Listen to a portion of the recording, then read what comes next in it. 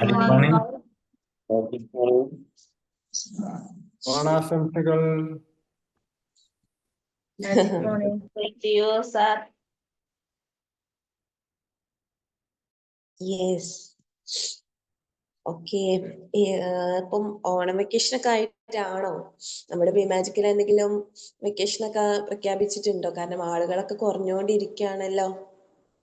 അത് പിന്നെ പൊതുവെ രാത്രിയില് കുറെ പരിപാടികളുള്ള സീസണാണ് ഇപ്പൊ. ഈ റബീഉൽ അവ്വലും അതുപോലെ തന്നെ ഓണവും എല്ലാവർക്കും ഒരുമിച്ച് വന്നതോടുകൂടി അതായിരിക്കും 16 ആൾക്കാരൊക്കെയാണ്. Yes okay okay. അപ്പൊ ലീഡേഴ്സ് ഒന്ന് കാര്യങ്ങളൊക്കെ ഒന്ന് അന്വേഷിക്കണം, എന്താണ് ആളുകള് മെമ്പേഴ്സ് കുറയാൻ കാരണം എന്നുള്ളത്. കാരണം 1-2 ദിവസം കണ്ടിന്യൂസ് ആയിട്ട് ഇതിന് വിട്ടു നിന്ന് അവർക്കും പിന്നെ ജോയിൻ ചെയ്യാൻ മടിയായി പോവും. ഇന്നലെ 21 ആൾക്കാരുണ്ടായിരുന്നു. Okay okay okay. അപ്പം ഇന്ന് നിങ്ങൾക്ക് അറിയാം നമ്മുടെ നൗഫൽ സാറുടെ ബുക്ക് റിവ്യൂ ആണ് ഉള്ളത്. സോ നിങ്ങൾ പോസ്റ്റേഴ്സ് ഒക്കെ നിങ്ങൾ എല്ലാവരും ശ്രദ്ധിക്കുന്നതാണ്, അതറിയാം. അപ്പം ഇന്നത്തെ ബുക്ക് ഏതാണെന്നുള്ളത് നിങ്ങൾ ശ്രദ്ധിച്ചിട്ടുണ്ടായിരിക്കും അല്ലെ?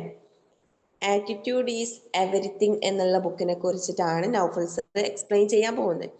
ഇത് ആരെങ്കിലും ബുക്ക് വായിച്ചതുണ്ടോ? ഈ ബുക്ക്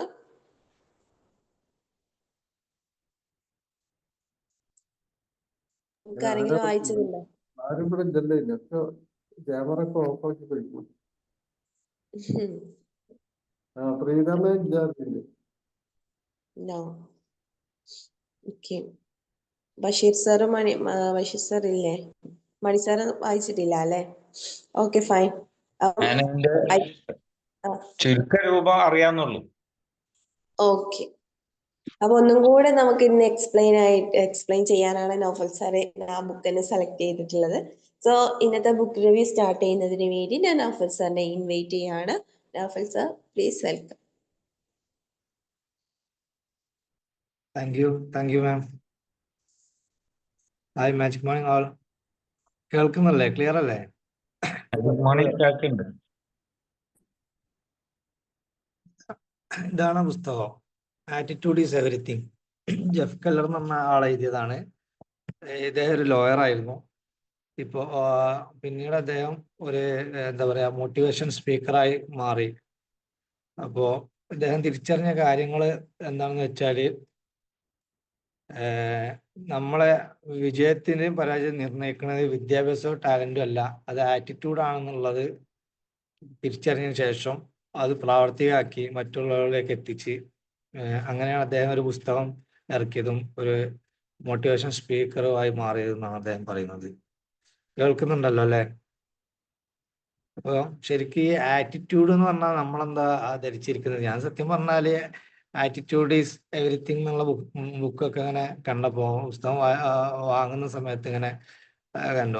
നമ്മളെ ആറ്റിറ്റ്യൂഡ്, അതായത് നമ്മളെ പ്രസൻസ്, നമ്മളെ സംസാരം, നമ്മളെ പെരുമാറ്റം എന്നിവയെ കുറിച്ചൊക്കെ ആയിരിക്കും. അപ്പോൾ കുറച്ചുകൂടി ഒരു കോൺഫിഡൻസ് ലെവലൊക്കെ കൂട്ടാൻ എന്നൊക്കെ കരുതി വാങ്ങിയതാണ്. പക്ഷെ തികച്ചും വ്യത്യസ്തമായിട്ടുള്ളൊരു ടോപ്പിക് ആയിരുന്നു ഇതില്. അപ്പോ റസാഖ് സാറ് കേൾക്കുന്നുണ്ടോ?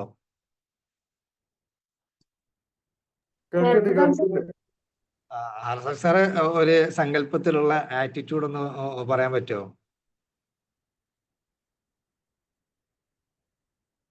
എന്റെ സങ്കല്പത്തിലോ? എനിക്കങ്ങനെ സങ്കല്പമില്ല. മണിസാറിനുണ്ടോ? സുബ്രഹ്മണ്യ സാർ കേൾക്കുന്നുണ്ടോ? നമ്മൾ ആറ്റിറ്റ്യൂഡിനെ കുറിച്ചിട്ടുള്ള ബീന മാമാണ് അതിന്റെ ആള്. ബീന മാമിനോട് എല്ലാവരും ഇത് പിന്നെ ഓൺലൈനിൽ ഉണ്ടോന്ന് അറിയാൻ വേണ്ടി കൂടി ചെക്ക് ചെയ്യാണ്. ആറ്റിറ്റ്യൂഡ് എന്ന് പറയുമ്പോൾ നമ്മള് നമ്മുടെ മാനസികാവസ്ഥ ആ സമയത്ത് ആറ്റിറ്റ്യൂഡും മൈൻഡ് സെറ്റും തമ്മിൽ രണ്ടാണ്. മൈൻഡ് സെറ്റ് എന്ന് പറയുന്നത് നമ്മളെ എപ്പോഴും ഉണ്ടാവുന്ന ഒരു എന്താ പറയാ, നമ്മുടെ ഒരു പ്രകൃതിയാണ്. ആറ്റിറ്റ്യൂഡ് എന്ന് പറയുമ്പോൾ it varies depending upon our situations. നമ്മളൊരു മനോഭാവമല്ലേ സാറേ?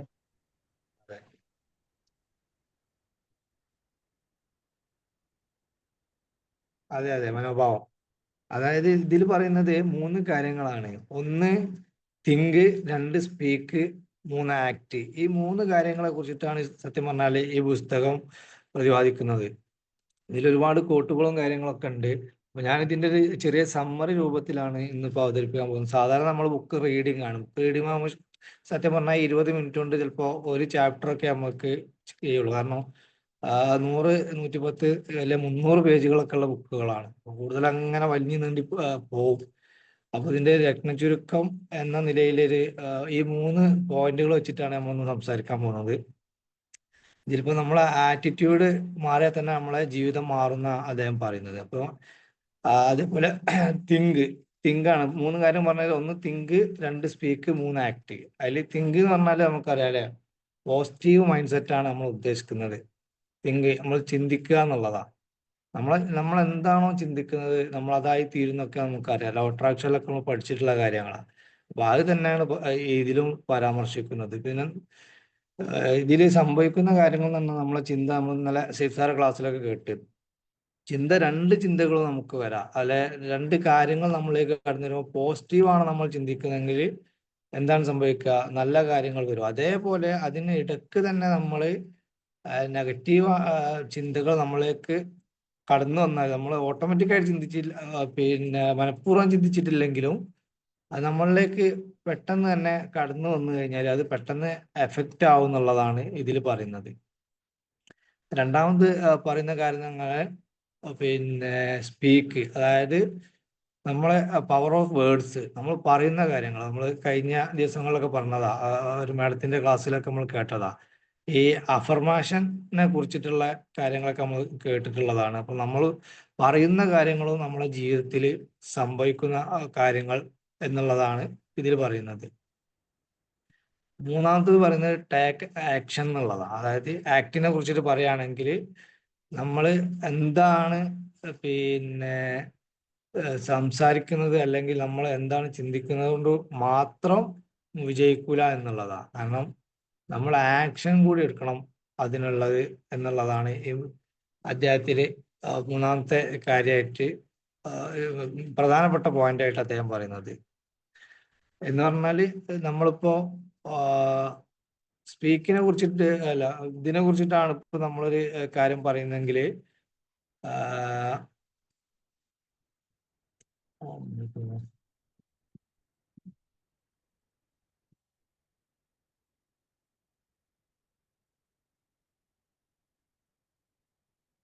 പോസിറ്റീവ് തോട്ടിനെ കുറിച്ചിട്ട് പറയുകയാണെങ്കിൽ ഇതിൽ 2 പ്രോസസ്സിംഗ് ആയിട്ടാണ് വരുന്നത്. നമ്മൾ തോട്ടിനെ കുറിച്ചിട്ട് പറയണം. ഒന്ന്, നമ്മളെ പോസിറ്റീവായി ചിന്തിക്കുമ്പോൾ നമ്മളെ എനർജി ലെവൽ കൂടും.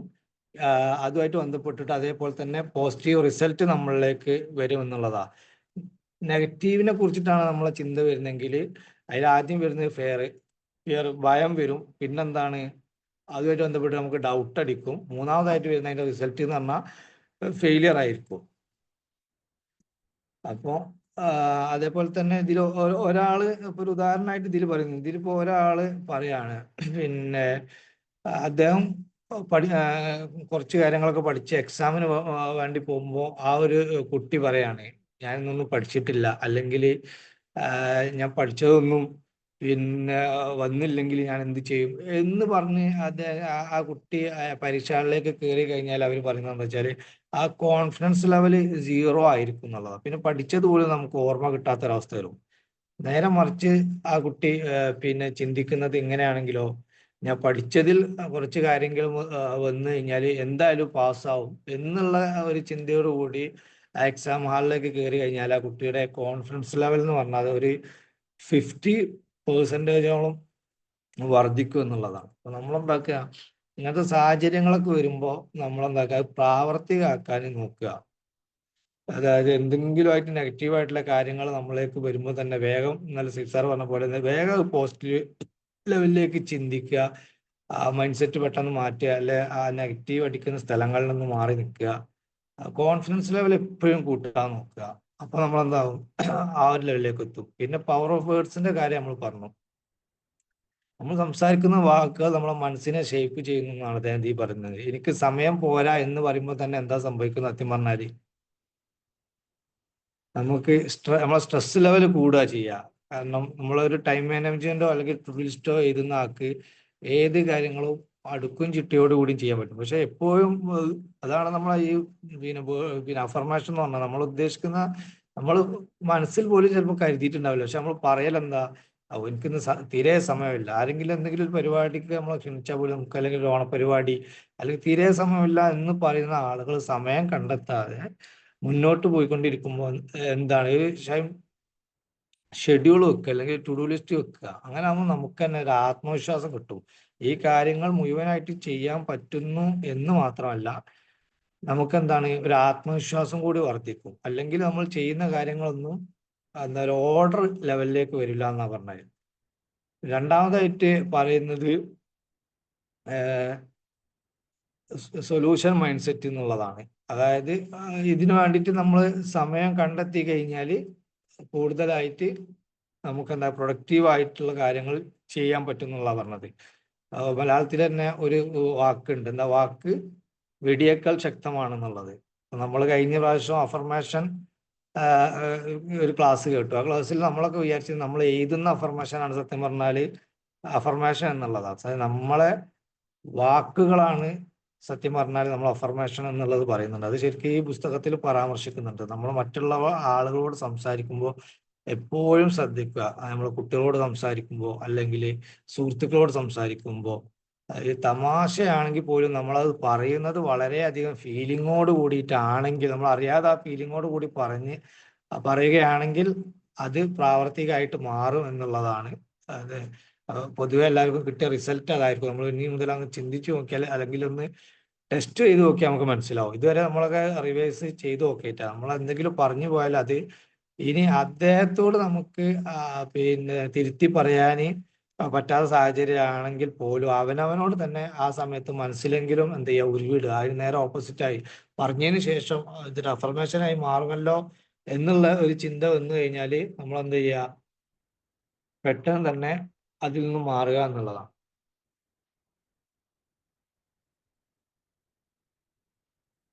മൂന്ന് ഇതിൽ പറയുന്നത് ടേക്ക് ആക്ഷൻ എന്നുള്ളതാണ്.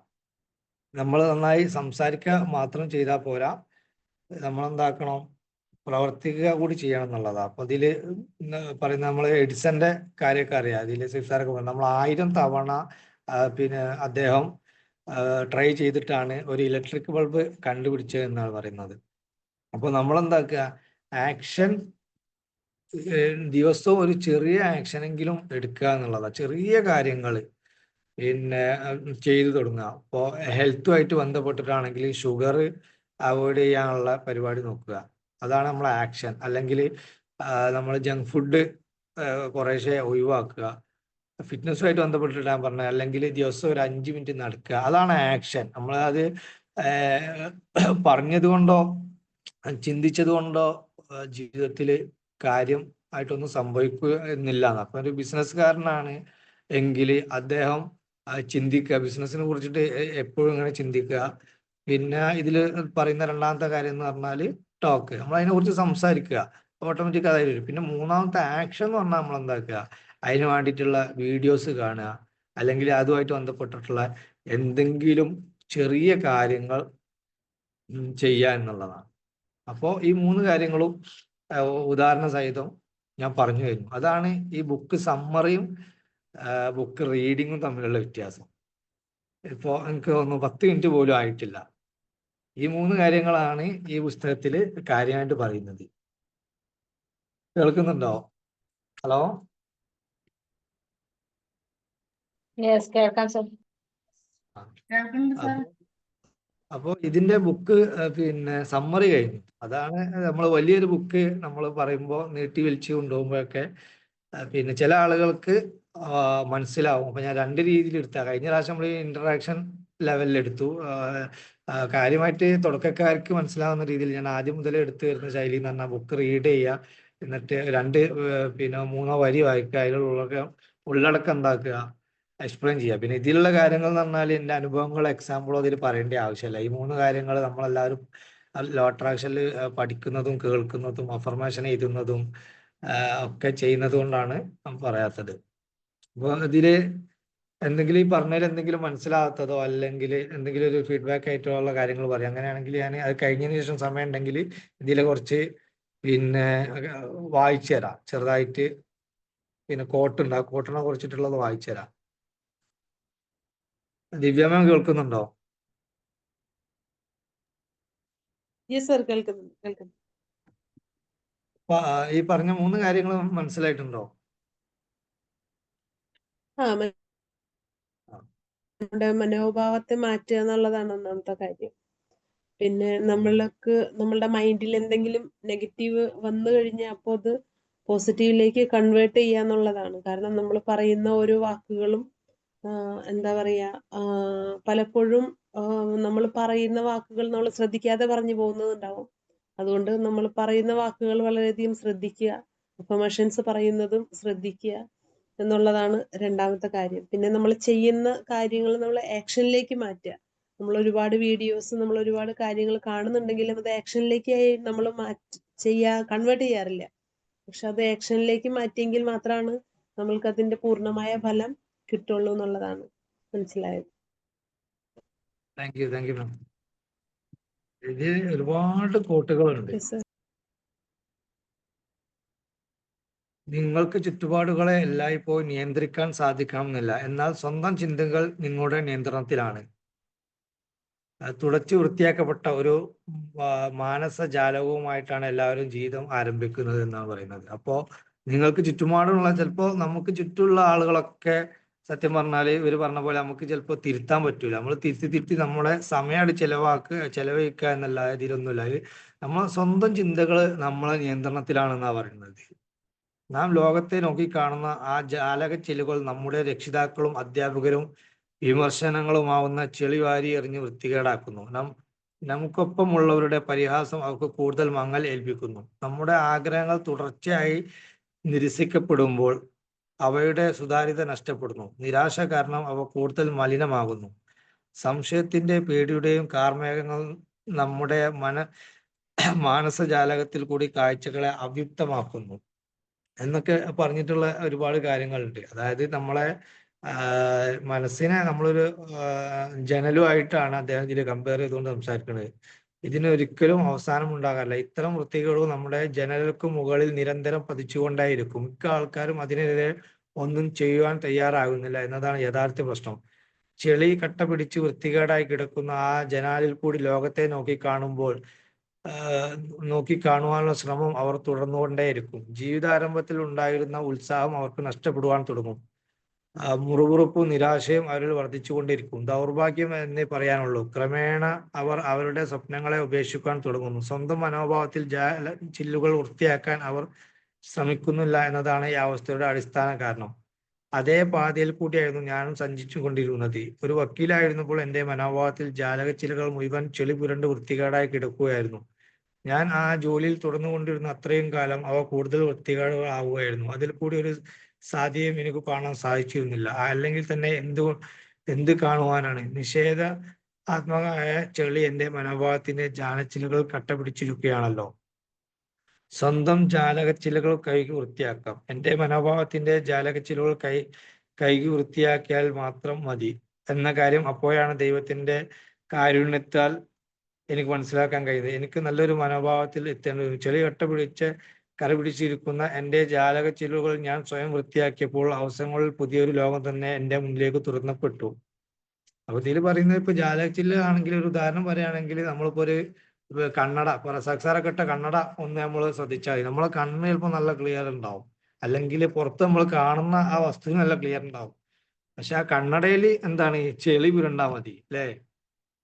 അത് പ്ലെയിൻ ഗ്ലാസ് ആണെങ്കിൽ പോലും, പവറില്ലാതെ പ്ലെയിൻ ഗ്ലാസ് ആണ് നമ്മൾ ഇടണമെങ്കിൽ പോലും, സക്സാർ ഉദാഹരണം പറയുന്നത് തന്നെ അദ്ദേഹം ഇങ്ങനെ മുങ്ങുന്നുണ്ടല്ലോ. അപ്പോ സക്സാർ എന്താ ഇടയ്ക്ക് ലെഫ്റ്റ് ആയി പോകുന്നുണ്ടല്ലോ.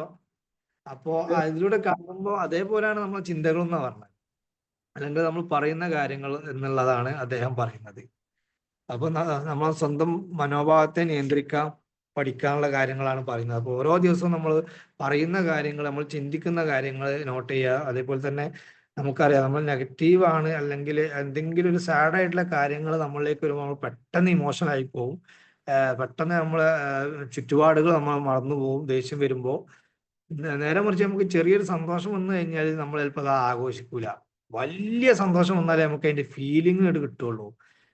നമുക്ക് ഇന്നൊരു 100 രൂപ എന്തെങ്കിലും രീതിയിൽ നമുക്ക് കിട്ടിക്കഴിഞ്ഞാൽ ചിലപ്പോൾ നമുക്ക് വലിയൊരു സന്തോഷം കിട്ടില്ല. നേരെ മറിച്ച് 1000 കിട്ടിയാൽ കുറച്ചുകൂടി സന്തോഷം. നേരെ മറിച്ച് 1,00,000 1 കോടിയോ നമുക്കൊരാൾ പ്രതിഫലം വന്നാൽ നമുക്ക് എന്താകും, പെട്ടെന്ന് നമുക്ക് ഇമോഷണൽ ആയിട്ട് അതിന്റെ ഒരു ഹാപ്പിനെസ് നമ്മളിലേക്ക് വരും. നേരെ മറിച്ച് ചെറിയ ഒരു പിന്നെ നെഗറ്റീവ് ആയിട്ടുള്ള കാര്യങ്ങൾ വന്നു കഴിഞ്ഞാൽ എന്താണ്, ഭയങ്കരമായിട്ടുള്ള നെഗറ്റീവ് ഫീലിംഗ് തോട്ടുകളാണ് നമ്മളിലേക്ക് വരിക എന്നുള്ളതാണ്.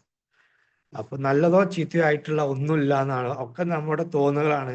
അതിനെ അങ്ങനെയാണ് നമ്മൾ നോക്കിക്കാണുന്നത് എന്നാണ് പറയുന്നത്. ചില പ്രത്യേക സാഹചര്യങ്ങളിൽ കഴിയുന്നവനല്ല സന്തോഷവാനായ വ്യക്തി, ചില പ്രത്യേക മനോഭാവത്തോടു കൂടിയ ആളായിരിക്കും അയാൾ എന്നാണ് പറഞ്ഞിരിക്കുന്നത്. അതായത് നിങ്ങളുടെ മനസ്സിൽ മഹത്തായ ചിന്തകൾ നട്ടു വളർത്തുക. ചെയ്യാനാവുന്നു അവർ ചിന്തിക്കുന്നത് അവരത് ചെയ്യുന്നു. അപ്പൊ നമുക്ക് ഐ ക്യാൻ എന്നുള്ളതാണ്, നമുക്ക് ചെയ്യാൻ പറ്റും എന്നുള്ളത്. അപ്പൊ ചെയ്യാൻ പറ്റും എന്നുള്ളത് നമ്മൾ ചിന്തിച്ചു കഴിഞ്ഞാൽ എന്താണ്, നമുക്ക് തീർച്ചയായും ചെയ്യാൻ പറ്റും എന്നുള്ളത് അദ്ദേഹം മറ്റൊരു കൂട്ടിലൂടെ പറയുന്നത്. നമ്മളെ കുറിച്ച് നാം സത്യസന്ധമായി എന്തൊക്കെ വിശ്വസിക്കുന്നോ അതൊക്കെ യാഥാർത്ഥ്യമായി തീരുന്നതാണ്. നമ്മളെ കുറിച്ച് നാം സത്യസന്ധമായി എന്തൊക്കെ വിശ്വസിക്കുന്നുവോ ഇതൊക്കെ യാഥാർത്ഥ്യമായി തീരുന്നു. അസാധാരണമായ പ്രതീക്ഷകൾ ഇല്ലാത്തവർക്ക് സാധാരണ നേട്ടങ്ങളും ഉണ്ടാകില്ല. അസാധാരണമായിട്ടുള്ള പ്രതീക്ഷകൾ, അതായത് സാധാരണമായിട്ടുള്ള പ്രതീക്ഷകൾ, അസാധാരണമായിട്ടുള്ള പ്രതീക്ഷകൾ എന്താക്കുക, നമ്മൾ വെച്ചു പുലർത്തുക.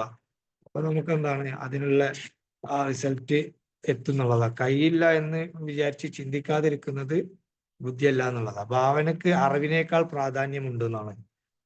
ഭാവനക്ക്, നമ്മളെ ചിന്തകൾക്ക് നമ്മളിലുള്ള അറിവിനേക്കാൾ പ്രാധാന്യമുണ്ട്. അതുപോലെ തന്നെ മറ്റുള്ളവർക്ക് കാണുവാൻ സാധിക്കാത്ത കാര്യങ്ങൾ കാണുന്ന കലയാണ് സത്യം പറഞ്ഞ കാഴ്ചപ്പാട് എന്ന കാര്യം. നിങ്ങൾക്ക് സ്വപ്നം കാണുവാൻ സാധിക്കുന്നുണ്ടെങ്കിൽ അത് നേടുവാൻ സാധിക്കും എന്നുള്ളതാണ്. പക്ഷെ നമുക്ക് അറിയാവുന്ന കാര്യങ്ങളാണ്. അപ്പോൾ അതൊന്നും കൂടുതലായിട്ട് പറയുന്നില്ല. പിന്മാറില്ല എന്നൊരു വ്യക്തി തീരുമാനിക്കുമ്പോൾ മാത്രമാണ് പരിശ്രമങ്ങൾ അവരുടെ പൂർണ്ണ ഫലങ്ങൾക്ക് അയാൾ വിട്ടുകൊടുക്കുന്നത്. നെപ്പോളിയൻ ഹില്ലിന്റെ ഒരു കോട്ടാണ് അദ്ദേഹം ഇതിൽ പറയുന്നത്. പിന്മാറില്ല എന്നൊരു വ്യക്തി തീരുമാനിച്ചു കഴിഞ്ഞാൽ അദ്ദേഹം വിജയിക്കും എന്നുള്ളതാണ്. അവർ ട്രൈ ചെയ്തുകൊണ്ടേ ഇരിക്കുക എന്നുള്ളതാണ്. നമ്മൾ നേരെ പിന്നെ എഡിസൺ സാറിന്റെ കാര്യങ്ങളൊക്കെ പറഞ്ഞു. ഉദാഹരണം, വളരെ സാധാരണമായ കഴിവും അസാധാരണമായ സ്ഥിര പരിശ്രമം കൊണ്ട് എന്തും നേടുവാൻ സാധ്യമാവും. തോമസ് എഡിസൺ പറഞ്ഞു. അതായത് പ്രതിബദ്ധതയുടെ ഒരു വ്യക്തിക്ക് താല്പര്യമുള്ള 100 വ്യക്തിയേക്കാൾ മൂല്യമുണ്ട്. പ്രതിബദ്ധതയുള്ള ഒരു വ്യക്തിക്ക് താല്പര്യമുള്ള 100 വ്യക്തികളെക്കാൾ മൂല്യമുണ്ട് എന്നാണ് പറയുന്നത്. വേദനകളെ അതിലംഘിക്കുന്നതിനായി അശ്രാന്തമായ പരിശ്രമം ചെയ്യുന്നവർക്കുള്ള പ്രതിഫലം വിജയത്തിന്റെ മുന്നോടിയായി ലഭിക്കുമെന്നുള്ളത് ഉറപ്പാണ് എന്നുള്ളതാണ്. അങ്ങനെ പറഞ്ഞിട്ടുള്ള ഒരുപാട് കോഴ്സുകൾ ഇതുണ്ട്. സമ്മർദ്ദങ്ങൾ ഇല്ലെങ്കിൽ സമ്മാനം നേടാനാവില്ല. അല്ലെ, എത്ര മനോഹരമായിട്ടുള്ള വാക്കാണ്. സമ്മർദ്ദങ്ങൾ ഇല്ലെങ്കിൽ സമ്മാനം നേടാനാകില്ല. വേദനിക്കുന്ന കാര്യങ്ങളെ പഠിക്കുക എന്നാണ് അടുത്തതായിട്ട് ഉള്ള പോട്ട്. മഹത്വത്തിന്റെ ഉയരങ്ങളിലേക്ക് പോകുന്ന പാത എപ്പോഴും ദുർഘടമായിരിക്കും. അതും നമുക്കറിയാം, അതൊന്നും എക്സ്പ്ലെയിൻ ചെയ്യുന്നില്ല. ദുരിതകാലം സമൃദ്ധമായ തീരുമാനങ്ങൾ എടുക്കാൻ നമ്മളെ പ്രാപ്തമാക്കുന്നു. ദുരിതമായ കാലം സമൃദ്ധമായ തീരുമാനങ്ങൾ എടുക്കാൻ നമ്മളെ പ്രാപ്തമാക്കുന്നു. അപ്പോൾ ഇന്നലെ സേഫ് സാർ പറഞ്ഞ കാര്യങ്ങളാണ്. നമ്മളിലേക്ക് ഓരോ കാര്യങ്ങൾ വന്നു ചേർന്നാൽ അതെന്താക്കുക, അതൊരു ടാസ്ക് ആക്കി എടുക്കുക. അതിൽ കൂടുതൽ കാര്യങ്ങൾ നമ്മൾ പഠിക്കുക. അതായത് നമുക്ക് എന്താണ്, നമ്മൾ തീരുമാനങ്ങൾ എടുക്കാനും മുന്നോട്ടുള്ള ജീവിതത്തിലേക്കുള്ള ഒരു മുതൽക്കൂട്ടായിട്ട് മാറും എന്നുള്ളതാണ്. പിന്നെ പ്രതിസന്ധികൾ നമ്മളെ സഹായിക്കുന്ന വഴികൾ എന്ന് പറഞ്ഞിട്ടുള്ള കാര്യങ്ങൾ. പ്രതിസന്ധികൾ നമുക്ക് ശരിയായ കാഴ്ചപ്പാട് നൽകുന്നു. സ്വന്തം ജീവന് തന്നെ ഭീഷണിയായ ഒരു മഹാരോഗത്തിന്റെ പിടിയിൽ നിന്ന് രക്ഷപ്പെടുന്ന ഒരു വ്യക്തിക്ക് വാഹനങ്ങൾ ടയർ പഞ്ചർ ആവുക, കെട്ടിടത്തിന്റെ മേൽക്കൂര ചോർന്നു നിൽക്കുക തുടങ്ങിയ സംഗതികൾ ഒരു പ്രശ്നമായി തോന്നുന്നില്ല. അതായത് നമുക്ക് വലിയൊരു രോഗം ഒന്നൊരാൾക്ക് ഇപ്പോ ഈ പറഞ്ഞ പോലെ എന്താണ്, നമ്മളെ വീട് ചെറുതായിട്ട് ചേർന്ന് നിൽക്കുക, അല്ലെങ്കിൽ ഒരു തിരക്ക് പിടിച്ച യാത്രകളിൽ പോകുമ്പോൾ ടയർ പഞ്ചറാകുക, അതൊന്നും അദ്ദേഹത്തിനെ ബാധിക്കൂല എന്നാ പറഞ്ഞത്. അദ്ദേഹത്തിന്റെ മൈൻഡിനെ എഫക്റ്റ് ആവൂല എന്നാ. കാരണം എന്താ വെച്ചാൽ ഇതൊന്നും സംഭവിക്കാത്ത കംഫർട്ട് സോണിൽ ജീവിക്കുന്ന ആളുകൾക്ക് ചിലപ്പോൾ ഒരു ടയർ പഞ്ചറായാൽ മതി, അദ്ദേഹത്തിന് അന്നത്തെ ദിവസം പോയി. അല്ലെ, അദ്ദേഹത്തിന്റെ കൂടെ യാത്ര ചെയ്ത ആളുകൾക്കും അന്നത്തെ ദിവസം എന്താണ് നെഗറ്റീവ് അടിക്കും. അപ്പോൾ ഈ ചിലപ്പോൾ ഒരു ക്യാൻസറിനെ പ്രതിരോധിച്ച് പൂർണ്ണ ആരോഗ്യവാനായിട്ട് നിൽക്കുന്ന ഒരു യാത്രക്കാരനാണ് അതിലുണ്ടെങ്കിൽ അദ്ദേഹം അത് പോസിറ്റീവായിട്ടേ കാണുള്ളൂ. കാരണം എന്താ, അതിനു മുമ്പ് അദ്ദേഹം അതിന് വലിയ കാര്യങ്ങൾ തരണം ചെയ്തിട്ടാണ് നമ്മൾ ഇതിലേക്ക് എത്തിയത്. പ്രതിസന്ധികൾ നമ്മളെ നന്ദിയുള്ളവരാക്കുവാൻ ശീലിപ്പിക്കുന്നുള്ളതാണ്.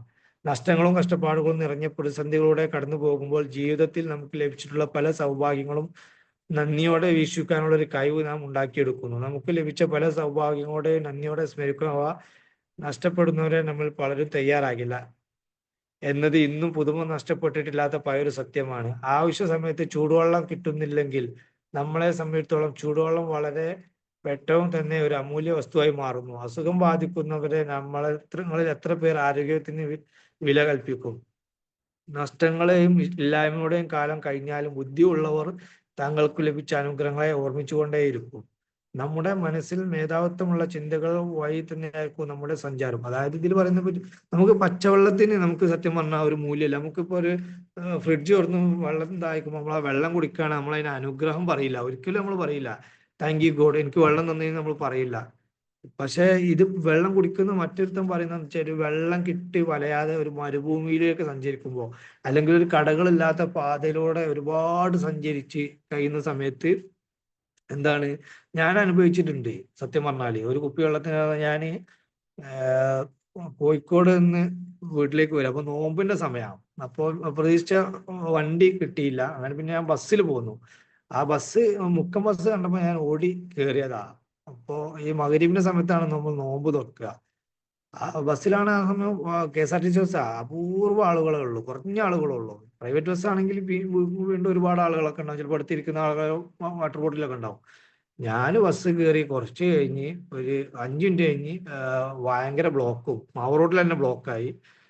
അങ്ങനെ കഴിഞ്ഞ് സംഭവം 5 മിനിറ്റ് കൊണ്ട് ബാങ്ക് കൊടുത്തു. സംഭവം നോമ്പ് തുറക്കുന്ന സമയം. അപ്പൊ നമ്മൾ എപ്പം മുതൽ വെള്ളം കുടിക്കാതെ ഇരിക്കുന്നു വെച്ചാൽ 5:30 മുതൽ വെള്ളം കുടിക്കാതെ ഇരിക്കുന്നുണ്ട്, പുലർച്ചെ ഭക്ഷണം കഴിക്കാതിരിക്കുന്നുണ്ട്. അപ്പൊ നമ്മൾ 6:40 ആകുമ്പോൾ വെള്ളം കുടിക്കാൻ നിൽക്കുക. ഞാൻ അന്ന് 7:15 കഴിഞ്ഞ മുക്കത്ത് ബസ് ഇറങ്ങി. അപ്പോഴാണ് വെള്ളത്തിന്റെ ഒരു വേറൊരു മൂല്യം കൂടി മനസ്സിലാക്കുന്നത്. നോമ്പ് എടുക്കുമ്പോൾ നമുക്ക് വെള്ളത്തിന്റെ മൂല്യം മനസ്സിലാവുമെങ്കിൽ കൂടി വീണ്ടും ഒരു അരമണിക്കൂർ ഗ്യാപ്പ് എനിക്ക് കിട്ടി വന്നപ്പോൾ എൻ്റെ കയ്യിലൊരു ബോട്ടിലും ചിലപ്പോൾ 2 കാരൊക്കെ ഉണ്ടെങ്കിൽ എനിക്ക് ആ വെള്ളത്തിന്റെ ആ ഒരു മൂല്യം ചിലപ്പോൾ ആ സമയത്ത് മനസ്സിലാക്കാൻ പറ്റില്ല. അതുകൊണ്ടാണ് നമ്മൾ പറയുന്നത് ഒരു സംഭവം നമ്മൾ കിട്ടാതിരിക്കുമ്പോൾ നമുക്ക് അതിന് വാല്യൂ അറിയുന്നുള്ളൂ. അപ്പൊ നമ്മൾ എന്ത് കാര്യം നമുക്ക് ആഗ്രഹിച്ച പോലെ നമുക്ക് ജീവിതത്തിലേക്ക് ഇന്ന് സംഭവിക്കുന്നുണ്ടെങ്കിൽ നമ്മൾ അതിന് ഉടനടി എപ്പോഴും നമ്മൾ പറയുന്നത് താങ്ക് യു പറയണമെന്നുള്ളത്. പക്ഷെ അതിന്റെ മൂല്യം മനസ്സിലാക്കാത്തത് എന്താണെന്ന് വെച്ചാൽ നമുക്ക് എപ്പോഴും ആഗ്രഹിക്കുമ്പോഴൊക്കെ ആ സംഭവം നമ്മളെ കിട്ടുന്നുണ്ട്. ഇപ്പൊ 7 മണിയാകുമ്പോഴത്തേക്കും നമ്മൾ പരിപാടി കഴിഞ്ഞ് എക്സസൈസ് കഴിഞ്ഞ് പല്ല് തേച്ച് ടേബിളിൽ ഇരിക്കുമ്പോഴേക്ക് നമുക്ക് ആ ഭക്ഷണം നമ്മളുടെ ടേബിളിലേക്ക് എത്തുന്നുണ്ട്. അപ്പൊ അതുകൊണ്ടാണ് നമ്മളത് ഉണ്ടാക്കി തന്നവർക്കും അതുപോലെ തന്നെ നമ്മൾ പ്രപഞ്ചത്തിനും നന്ദി പറയാത്തത്. അപ്പോ anyway thank you all. Thank you. Okay, thank you Naufal sir, thank you so much. നല്ലൊരു തന്നെയാണ് ഇവിടെ ഷെയർ ചെയ്തിട്ടുള്ളത് അല്ലേ. അപ്പം മണി സർ ഫസ്റ്റ് പറഞ്ഞിട്ടുണ്ടായിരുന്നു ജസ്റ്റ് അതിന്റെ കാര്യങ്ങൾ ഒരു ഉള്ളടക്കം എന്നുള്ള രീതിയിൽ അറിയാം എന്നുള്ളത്. ഇപ്പം എങ്ങനെയുണ്ടായിരുന്നു മണി സർ, നൗഫൽ സാറുടെ ഒരു സെഷൻ ആണെങ്കിലും ആ ബുക്ക് ഫുള്ള് വായിച്ചൊരു ഇത് കിട്ടിയോ? എന്താണ് നിങ്ങളുടെ ഒരു അഭിപ്രായം? Magic morning. അപ്പോൾ സാർ നല്ലൊരു ബുക്ക് പ്രസന്റേഷൻ തന്നെ ആയിരുന്നു. അത് ഈ ജെഫ് കെല്ലറെ ആറ്റിറ്റ്യൂഡ് ഈസ് എവരിതിങ് എന്നുള്ള ബുക്ക് വളരെ നമുക്ക് ഉപകാരപ്പെടുന്ന രീതിയിലുള്ള വളരെ കാര്യങ്ങളും മഹത്തായ കോഴ്സുകളൊക്കെ ഉള്ള ഒരു നല്ല ബുക്ക് തന്നെയാണ്. അപ്പോൾ അത് ഇത്രയും ചുരുങ്ങിയ സമയം കൊണ്ട് അത് പ്രസന്റ് ചെയ്തു എന്നുള്ളതാണ്. നമ്മൾ എന്ത് ചിന്തിക്കുന്നതോ അത് നമ്മളായിത്തീരും. അതുപോലെ തന്നെ നമ്മൾ സംസാരിക്കുന്ന നമ്മളെ വാക്കുകളാണ് എല്ലാം. അതുപോലെ നമ്മൾ പോസിറ്റീവായിട്ട് സംസാരിക്കുമ്പോൾ അതിനുള്ള റിസൾട്ടാണ് വരിക. അതുപോലെ തന്നെ നമ്മൾ ചെയ്യുന്ന പ്രവൃത്തികളെല്ലാം പോസിറ്റീവായ നല്ലതായിട്ടുള്ള അപ്പൊ ഒരു മനുഷ്യനൊരു നല്ല സ്വഭാവമുള്ള നല്ല ചിന്താഗതിയുള്ള നല്ല മനോഭാവമുള്ള ഒരാളായിട്ട് മാറുക എന്നുള്ളതാണ്. അപ്പൊ നമ്മൾ അതിന് നല്ല എക്സാമ്പിൾ ആണെന്ന് അപ്പോൾ സാർ പറഞ്ഞത്. അതുപോലെ ഈ കുട്ടി എക്സാമിന് പോകുമ്പോൾ നമ്മളെ ചിന്താഗതി ചെയ്യാൻ പോകുമ്പോൾ ഒരു ശങ്കയോട് കൂടി പോകുമ്പോൾ ആ റിസൾട്ട് അങ്ങനെ തന്നെയാണ് ഉണ്ടാകുക. അതേസമയത്ത് കോൺഫിഡന്റ് ആയിട്ട് പോകുമ്പോൾ അതിൻ്റെതായിട്ടുള്ള ഗുണങ്ങളും ഉണ്ടാവും. അതുപോലെ തന്നെ ആ ജനലിന്റെ കാര്യം, വാതിൽ, ആ ചില്ലുവാതിൽ കൂടെ നമ്മൾ നോക്കുമ്പോൾ അത് ചെളി പിടിച്ച ഡസ്റ്റ് എല്ലാം പിടിച്ചിട്ടുള്ള ഒരു ചില്ലാണെങ്കിൽ നമ്മൾ നോക്കുന്ന സാധനങ്ങൾ, അതായത് ചെടിയോ മരങ്ങളോ ആളുകളോ ഒക്കെ നമുക്ക് ഒരു മങ്ങിയ രീതിയിലേക്കാണ്, ശരിയായ എഫക്റ്റ് ഉണ്ടാവില്ല. അപ്പൊ നമ്മൾ സ്വയം നമ്മളെ മനസ്സ്, അതായത് നമ്മൾ ചിന്താഗതി അല്ലെങ്കിൽ മനോഭാവം നമ്മൾ മാറ്റി കഴിഞ്ഞാൽ നമുക്ക് വളരെ പെർഫെക്റ്റ് ആയിട്ട് കാണാൻ പറ്റുന്നതാണ്. അപ്പോൾ എന്തെന്നെ ആയാലും ശരി, നമ്മൾ ചെയ്യുന്ന കാര്യങ്ങൾ നൗഫൽ സാർ പറഞ്ഞ മാതിരി ഒരു എന്തെങ്കിലും സമ്മർദ്ദമില്ലാതെ നമുക്കൊന്നുമില്ല. നോ ഗെയിൻ വിത്തൗട്ട് പെയിൻ എന്നാ പറയാം. അപ്പൊ നമ്മള് മനോഭാവം മാറ്റിക്കഴിഞ്ഞാൽ നമുക്ക് ഇതെല്ലാം നമ്മളെ ഉദ്ദേശിക്കുന്ന രീതിയിൽ എത്താനും വിജയത്തിലേക്ക് എത്തിപ്പെടാനും പറ്റുന്നു. അപ്പോൾ നമ്മൾ പോസിറ്റീവായിട്ട് ചിന്തിക്കുക, വളരെ നല്ല മനുഷ്യരായിട്ട് ജീവിക്കുക, മറ്റുള്ളവരോട് ഒരു സഹാനുഭൂതി, കരുണ ഒക്കെ ഉണ്ടാകുക, ദയെല്ലാം ഉണ്ടാകുക, അവരോട് പറയുന്ന കാര്യങ്ങൾ നമ്മൾ കേൾക്കാനുള്ള ഒരു സന്മനസ് ഉണ്ടാകുക. അപ്പം നല്ല കാര്യങ്ങൾ ചെയ്യാനും നല്ല പ്രവൃത്തികളും നല്ല സംസാരവും ഒക്കെ നമ്മൾ ആ മൈൻഡ് സെറ്റ് നമുക്ക് ചേഞ്ച് ചെയ്യാൻ പറ്റിയാൽ നമുക്ക് ജീവിതം തന്നെ മാറ്റിമറിക്കാൻ പറ്റുന്നതാണ് ഇന്നത്തെ ക്ലാസ്സിൽ മനസ്സിലായത്. നല്ലൊരു പ്രസന്റേഷൻ ആയിരുന്നു. കാരണം വലിയ ബുക്കാണ്, അതിപ്പോ നമ്മൾ മുഴുവൻ വായിച്ചിട്ട് അങ്ങനെ പെട്ടെന്ന് കുറച്ച് ഒരു 10-27 മിനിറ്റിൽ നമുക്ക് ഒപ്പിക്കാനും പറ്റില്ല. പക്ഷെ അതിന്റെ കണ്ടന്റ് എന്താണെന്നുള്ളത് നമുക്ക് മനസ്സിലായിട്ടുണ്ട്. ഈ സമയം കിട്ടുമ്പോൾ വിശദമായിട്ട് വായിക്കാവുന്നതാണ്. അപ്പൊ ഇപ്പോ അതിന്റെ രത്ന ചുരുക്കം നമ്മൾ മനസ്സിലായിട്ടുണ്ട്. Thank you very much. Naufal sir. Thank you sir. Thank you sir, thank you so much. ഇനി അടുത്ത ആൾക്ക് പറയാട്ടോ. Magic morning. Magic morning. Net ഇങ്ങനെ ഇടയ്ക്ക് കട്ടാവുക, വീണ്ടും വരിക, വീണ്ടും കട്ടാവുക, വീണ്ടും വരിക, അങ്ങനെ നിൽക്കുന്നുണ്ട്. അപ്പോ നല്ല മഴയാണ്. നിങ്ങൾക്കൊക്കെ മഴ ഉണ്ടോ? ഓ, ഇവിടേക്ക് ചെറുതായിട്ട് പെയ്യുന്നുണ്ട്, നന്നായിട്ടില്ല, ചെറുതായിട്ട്. അതെന്താ വെച്ചാൽ നെറ്റ്വർക്കിന് എന്തോ നല്ല ഇഷ്യൂ ഉണ്ട്. അപ്പൊ ഞാൻ ഇങ്ങനെ ചിന്തിക്കായിരുന്നു, നമ്മള് പ്രസന്റേഷൻ ചെയ്യുമ്പോൾ ഈ നെറ്റ്വർക്ക് ഇഷ്യൂ ഉണ്ടായ എന്തായിരിക്കും സ്ഥിതി? അതിന് താങ്ക് യു. അങ്ങനെ ഇല്ലാതെ നല്ല വർക്ക് ചെയ്യാൻ കഴിഞ്ഞല്ലോ. ഇല്ല, നമ്മൾ പ്രസന്റ് ചെയ്യുമ്പോൾ നെറ്റ്വർക്ക് ഇഷ്യൂ ഉണ്ടായ ഭയങ്കര പ്രശ്നമല്ലേ? അപ്പൊ അങ്ങനെ ഇല്ലാതെ ചെയ്തില്ല, അതിന് താങ്ക് യു. ഇല്ല, നല്ലൊരു പ്രസന്റേഷൻ ആയിരുന്നു. പിന്നെ ഇതിനൊരു സ്റ്റോറി ഉണ്ട്. അതായത് ഒരു വീട്ടിൽ താമസിക്കാൻ വന്ന ഭാര്യയും ഭർത്താവും. അപ്പൊ ഭാര്യ എല്ലാ ദിവസവും ഇങ്ങനെ നോക്കിയിട്ട് അപ്പുറത്തെ വീട്ടിലെ ചേച്ചി അലക്കിയത് നന്നായിട്ടില്ല എന്ന് പറയും, അല്ലേ? അപ്പുറത്തെ ചേച്ചി അലക്കിയത്, ഡ്രസ്സ് അലക്കിയത് നന്നായിട്ടില്ല, അവർക്ക് ഡ്രസ്സ് അലക്കാൻ അറിയില്ല, അങ്ങനെ കുറ്റം പറഞ്ഞുകൊണ്ടേയിരിക്കുന്നു. ഭർത്താവ് ഒന്നും മിണ്ടൂല. അങ്ങനെ 2 ദിവസം കഴിഞ്ഞ് ഇവരെ ആ ജനവാതിലൊന്ന് ഭർത്താവ് എന്ത് ചെയ്തു, ഒന്ന് തുടച്ച് ക്ലീൻ ആക്കിയപ്പോ ഭാര്യ റൂമിൽ വന്നിട്ട് ഇങ്ങനെ നോക്കി, ഇന്ന് അപ്പുറത്തെ ചേച്ചി അലക്കി നല്ല ഉഷാറായിട്ടുണ്ടല്ലോ. ഇപ്പൊ നമ്മള് വന്നപ്പോ അവർക്ക് ഞാൻ അലക്കി ഇങ്ങനെ തോരട്ടുണ്ടല്ലോ, അപ്പൊ എന്റെ അലക്കല് കണ്ടിട്ട് അവർക്ക് പഠിച്ചു എന്നാണ് പറഞ്ഞത്. അപ്പോഴും തെറ്റ് നമ്മളെടുത്താണെന്നുള്ളത് ചിന്തിക്കാനുള്ള വകുപ്പില്ലായിരുന്നു. അപ്പൊ നമ്മളൊക്കെ അങ്ങനെ തന്നെയാണ്. നമ്മളെടുത്ത് തെറ്റുണ്ടായാലും നമ്മളെ ചിന്തിക്കില്ല, നമ്മളെപ്പോഴും കുറ്റം പറഞ്ഞിട്ട് മറ്റുള്ളവരെ കുറ്റം പറയും, അവരെ കുഴപ്പം കൊണ്ടാണ്. എന്തായാലും നല്ലൊരു ടോപ്പിക് ആയിരുന്നു. Thank you. Okay, thank U Razak sir, thank you so much. എനിക്ക് തുടങ്ങിയപ്പോ 16 പേരുള്ളത് ഇപ്പൊ 12 ആളുകളായിട്ടുണ്ട്. എന്റെ ഫീഡ്ബാക്ക് പറയാനുള്ള മടിയോണ്ട് പോയതാണ് ഇവരൊക്കെ. സിന്ധു മാം ഒക്കെ ഓണത്തിന്റെ തിരക്കിലായിരിക്കും അല്ലേ? Magic morning on. Yes, Seetha ma'am പറഞ്ഞോളൂ.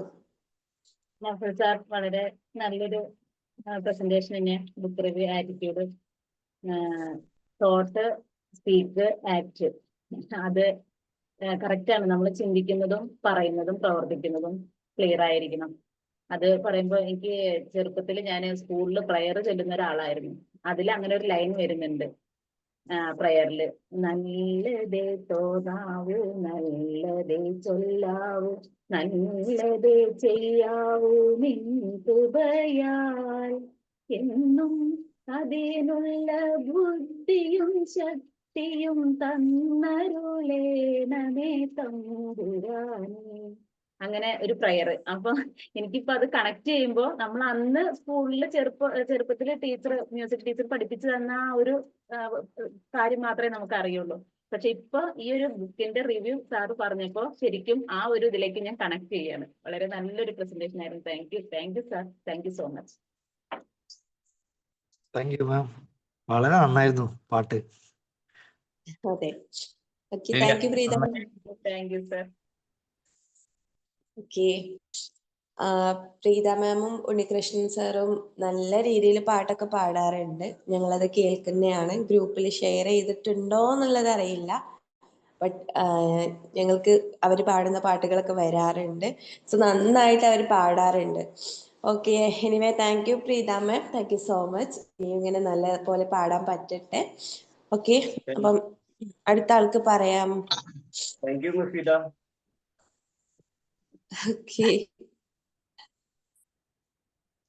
Okay, magic morning to all. Happy Onam to all. തീർച്ചയായിട്ടും നൗഫൽ സാർ സൂപ്പർ പ്രസന്റേഷൻ. ഇനി ഈ കേട്ട 3 സംഗതികൾ, തിങ്ക്, സ്പീക്ക്, ആക്ഷൻ, ഇവയെല്ലാം നമ്മൾ ഡെയിലി കേൾക്കുന്നതാണെങ്കിലും ഈ ഓണത്തിന് ഒന്നുകൂടെ നമുക്കതൊന്ന് റീതിങ്ക് ചെയ്ത് നല്ല രീതിയിൽ ജീവിതത്തിലേക്ക് കൊണ്ടുവരാൻ പറ്റത്തക്ക രീതിയിലുള്ള ഒരു പ്രസന്റേഷൻ ആയിരുന്നു. നമുക്കിത് പറയാൻ എളുപ്പമാണ്, പക്ഷെ നമ്മളത് ജീവിതത്തിൽ പ്രാവർത്തികമാക്കിയാൽ മാത്രമേ നമുക്കതിനൊരു ചേഞ്ച് കാണാൻ സാധിക്കുകയുള്ളൂ. അപ്പം എന്നിലുള്ള തെറ്റുകൾ കുറച്ചുകൂടെ കെയർഫുൾ ആയിട്ട് നല്ല രീതിയിൽ മുന്നോട്ട് പോകാൻ എന്നെ സഹായിച്ചു. എല്ലാവർക്കും നല്ലൊരു ഓണം നേരുന്നു. Thank you very much. Thank you ma'am. Thank you. Thank you Sheela ma'am, thank you so much. Okay, ഇപ്പൊ നമുക്കിപ്പം മെമ്പേഴ്സ് കുറഞ്ഞു വരികയാണ് കേട്ടോ.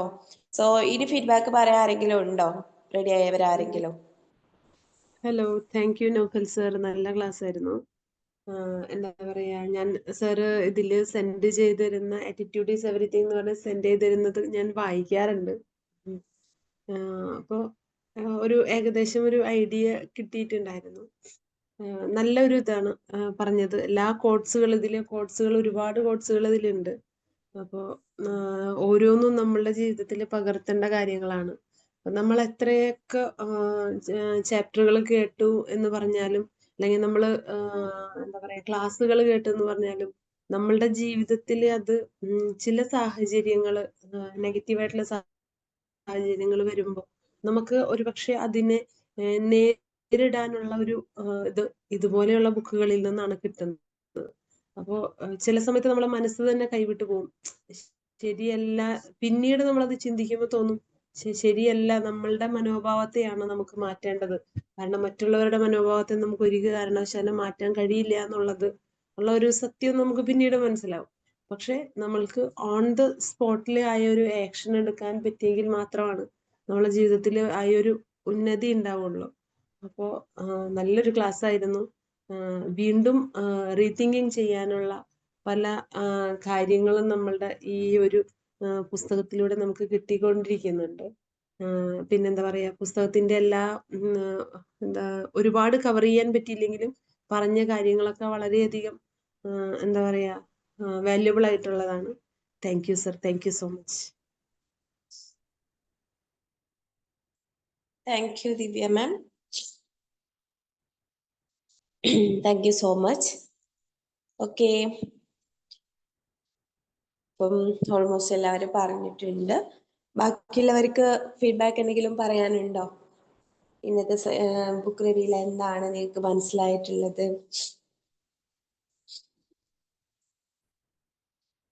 ആരെങ്കിലും? ഇല്ല? Hello, yes, magic morning. Magic morning. Yes ma'am, പറഞ്ഞോളൂ. നൗഫൽ സാർ നല്ലൊരു ക്ലാസ് ആയിരുന്നു. ഒരു ബുക്ക് മുഴുവൻ വായിച്ചു തീർത്തൊരു ഫീലിങ്സ് ഉണ്ട്. അതിൻ്റെ ആ ഒരു ഉള്ളടക്കം അത് വളരെ കൃത്യമായിട്ട് പ്രസന്റ് ചെയ്യാൻ പറ്റിയിട്ടുണ്ട്. ഓക്കെ, ഇനിയും ഇതുപോലെ അവസരങ്ങൾ ഉണ്ടാവട്ടെ. Thank you sir, thank you so much. Thank you ma'am. Okay, thank you Jessy ma'am, thank you so much. Okay, അപ്പം ഇനി എന്നാൽ നമുക്ക് വൈൻഡപ്പ് ചെയ്യാം അല്ലെ? ഇതിലിപ്പം ആരും ഇല്ല, നമ്മൾ കുറച്ച് ആളുകൾ മാത്രമാണ് ഉള്ളത്. സോ ഒരു ഇമ്പോർട്ടൻ്റ് ആയിട്ടുള്ള കാര്യം പറയാനുള്ളത്, നാളെ ഓണാണ്. ഓണായതുകൊണ്ട് നാളെ നമ്മുടെ ബി മാജിക് സെഷനും മെഡിറ്റേഷനും ഉണ്ടായിരിക്കില്ല. അപ്പം നിങ്ങൾ എണീറ്റ ഉടനെ തന്നെ സ്വയം മെഡിറ്റേഷൻ ചെയ്യാൻ വേണ്ടിയിട്ടും നമ്മളിപ്പം ഒരുപാട് ക്ലാസ്സുകൾ അറ്റൻഡ് ചെയ്തിട്ടുണ്ട് അല്ലെ, ട്രെയിനേഴ്സ് പറഞ്ഞിട്ടില്ലേ. സോ അതിൽ ഒരുപാട് നമുക്ക് ഇംപ്ലിമെന്റ് ചെയ്യേണ്ടതായിട്ടുള്ള കാര്യങ്ങളുണ്ട്. മോർണിംഗ് നമ്മൾ എണീറ്റ ഉടനെ തന്നെ ചെയ്യേണ്ട കുറച്ച് കാര്യങ്ങൾ. സോ നിങ്ങൾ എന്ത് ചെയ്യുക, അതൊക്കെ ചെയ്യുക. മെഡിറ്റേഷൻ നിർബന്ധമായിട്ട് എല്ലാവരും ചെയ്യുക. അപ്പൊ ലീഡേഴ്സ് എന്ത് ചെയ്യുക, ഗ്രൂപ്പിൽ അനൗൺസ് ചെയ്യുക. കാരണം ഇതിലിപ്പോൾ കുറച്ച് പേരേ ഉള്ളൂ. അവരുടെ അടുത്ത് എല്ലാവരുടെ അടുത്തും പറയാം. ദെൻ മൈൻഡപ്പ് ചെയ്യല്ലേ നൗഫൽ സാർ, മണി സാർ, എന്താ വേണ്ടേ? ഓക്കെ. അപ്പം ഇന്നത്തെ ഈ ഒരു സെഷൻ എടുത്ത നൗഫൽ സാറിനും അതുപോലെ തന്നെ ഇതിൽ പങ്കെടുത്ത എല്ലാ മെമ്പേഴ്സിനും thank you so much and advance happy Onam. അപ്പൊ എല്ലാവർക്കും ലീവ് ചെയ്യാം. Thank you all. Thank you so much. Have a nice day. Bye. Thank you all. Happy Onam to all. Happy Onam.